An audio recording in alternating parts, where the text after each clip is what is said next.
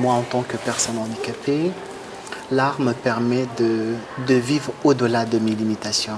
Des fois, je suis un artiste, des fois, je suis un conseillère, des fois, j'offre une bonne écoute. Ça dépend de la journée et qui est là. C'est plus que juste un atelier que quelqu'un peut venir réaliser ses travaux. C'est une activité sociale.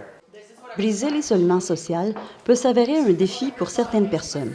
Des ateliers de création collective où l'on peut laisser libre cours à son imagination sont propices aux rencontres et au partage.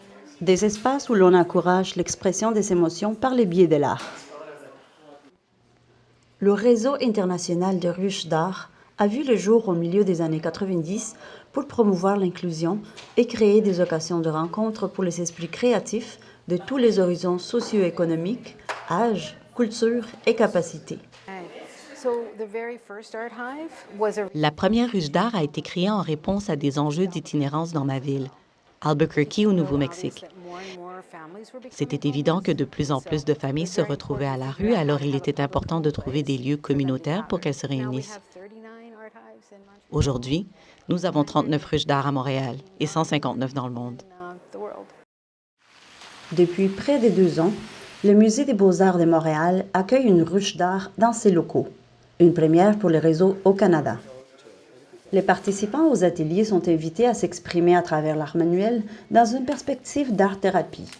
Cette approche peut ainsi les aider à libérer des sentiments refoulés ou à exprimer des problématiques personnelles dans un environnement décontracté qui offre une alternative à l'approche clinique classique. Quand quelqu'un arrive à la ruche, la première chose à faire, c'est d'offrir un bon accueil. L'accueil est tellement important. C'est le premier moment qu'on rentre dans un espace. On a le sens si nous nous trouvons dans un espace sain sauf ou non. Est-ce que c'est pour moi? Alors, un contact direct avec la personne en posant des questions très, très simples. Bonjour, qu'est-ce que vous amène ici aujourd'hui? Est-ce que vous avez envie de faire de l'art? Vous n'êtes pas obligé. C'est un espace pour tout le monde. Vous pouvez vous installer sur un divan, prendre un café ou même plonger dans la création.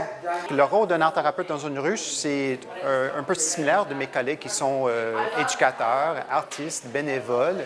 Mais nous avons aussi une formation en santé mentale. Donc, au besoin, si quelqu'un a besoin de parler de leurs problèmes, on est là pour offrir une écoute. J'adore être ici. C'est un endroit amusant. J'y ai toujours du plaisir. Je me couche le soir fatiguée, accomplie. Ma santé s'est améliorée, mais j'ai aussi perfectionné mon art. J'ai pu abolir les obstacles et arrêter de vouloir créer des pièces dignes d'un musée et juste avoir du plaisir avec le matériel et explorer. Je suis un enfant qui n'arrive pas à grandir. Et j'ai besoin de cette ambiance, de la présence des amis, de cet esprit d'art. Ça me permet de me concentrer et ça me permet d'être dans mon élément. Chez moi, à la maison, il y a beaucoup de tentations. Art-thérapeute, médiateur et bénévole favorise l'interaction des participants à la ruche d'art et offre un soutien artistique à ceux qui ont besoin de conseils. Je viens ici parce que j'ai 65 ans. Je suis retraitée. Nous avons nos stagiaires du département de psychologie et d'art-thérapie. Nous avons notre thérapeute en résidence. Il y a tout un cycle d'apprentissage. C'est un processus de guérison. C'est une question de bien-être. Ça n'a rien à voir avec vendre de l'art, s'établir en tant qu'artiste ou obtenir des crédits. Ça n'a rien à voir avec ça. C'est l'art-thérapie qui m'a choisi moi. Pendant mes études en psychologie, j'ai commencé à peindre comme un passe-temps qui m'a servi comme une exploration de ma santé mentale.